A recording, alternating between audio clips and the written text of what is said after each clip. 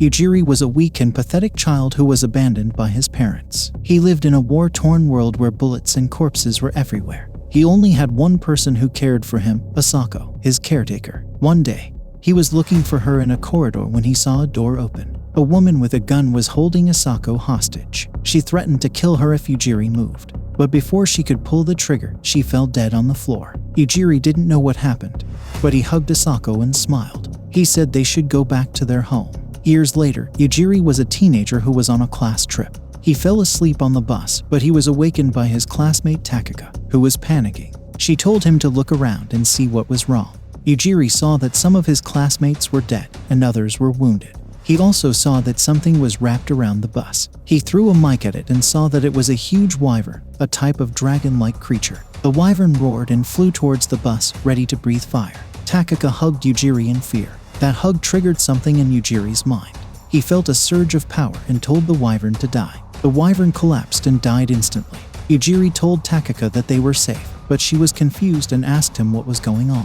Yujiri asked her to tell him what happened before he woke up. Takaka said that they were driving through the night, but after they passed a tunnel, they ended up in a strange field. Then, a girl named Shin entered the bus and said she was the granddaughter of the great sage. She killed their teacher and said she was looking for sage candidates. She cast a spell and made some of the students glow. She said she gave them a system called the gift, which would allow them to use magic in this world. She said they had to become sages in a month, or they would be turned into livestock. She then left and gave them their first mission, to escape from the dragon. Yujiri tried to take charge and asked the students about their abilities. They showed him their stats, but he noticed that 4 of them, including Takaka, didn't glow. He decided to leave them behind and said they were useless. He broke the bus chairs and said that was the power of the gift. He said he was stronger than them, even though he was only level 1. The other girl asked him to protect them, but he said that was part of the plan. He told the girl next to him to use her gift. She used her charm ability, which would lure the dragon to them and give the others a chance to escape.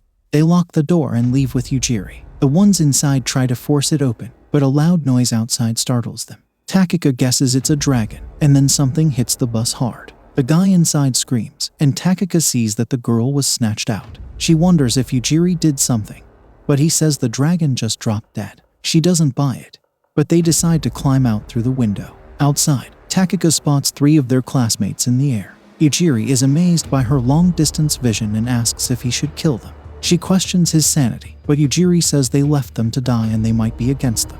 The guys are baffled because the dragon is dead. They see that Takaka is alive and whine that they wanted to make her a zombie. Takaka realizes they can't be friends anymore. Suddenly, one of the guys launches a huge fireball that barely misses Takaka. He tells her to join him without resisting so that they can have some fun with her. Takaka realizes they all lust for her body. Yujiri points at the fireball guy and tells him to die. The other 2 laugh, but they are shocked to see him collapse. Yujiri tells them not to move, but the necromancer tries to check on his friend. Yujiri tells him to die too. Only the fat one is left, and Yujiri says he will die if he moves. Yujiri orders him to check if the other 2 are really dead. He does as he is told and uses his healing power, saying he can heal anything in a snap. But his friends don't move. He moans that Yujiri went too far, but Yujiri says he only did it because they attacked him. He explains that his power is a mental death note called instant death. He just has to think of who he wants to kill, and they die. He surrenders and approaches Yujiri. He is planning to attack him with magic, but Yujiri tells him to stop because his power also lets him know if someone wants to kill him or not, and he can combine the 2 powers. In other words, he doesn't need to know who is trying to kill him. Yujiri is about to kill him, but he puts on a slave collar and gives it to him.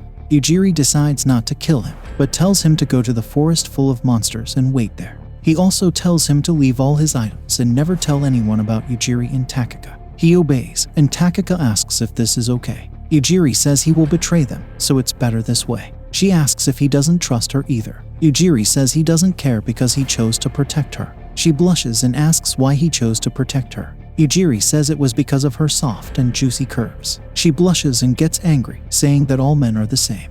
Yujiri and Takaka reach the nearby city, where a fox girl named Mayu greets them and asks if they are sage candidates. The cat girl says she wants to show them around, but they are surrounded by bandits after Takaka's shopping spree. Tamacha apologizes, saying that Mayu seemed nice. The bandits say that sage candidates who have no gifts are perfect to beat up and sell. Tamacha freaks out, but Yujiri is still calm. Tamacha tries to warn Mai, saying that Yujiri is actually strong despite his looks. The stupid cat girl thinks this is all a bluff, but Yujiri pulls his verbal death note and orders everyone behind him to die. The rest of the bandits are confused, but Yujiri keeps ordering more people to die. Tamacha says that Yujiri is so cruel. He says that he tried to go easy on them and orders this dog's eyeballs to die. The guy loses his sight, shocking everyone. Yujiri keeps killing them, thinking that it's not effective to target individual body parts. Mayu pretends to be innocent, asking for help as her little brothers are waiting for her at home. But Yujiri says that's not an excuse to rob and murder people. The last guy asks if he has no talent, but Yujiri points at them and tells them to die. Thank you for watching.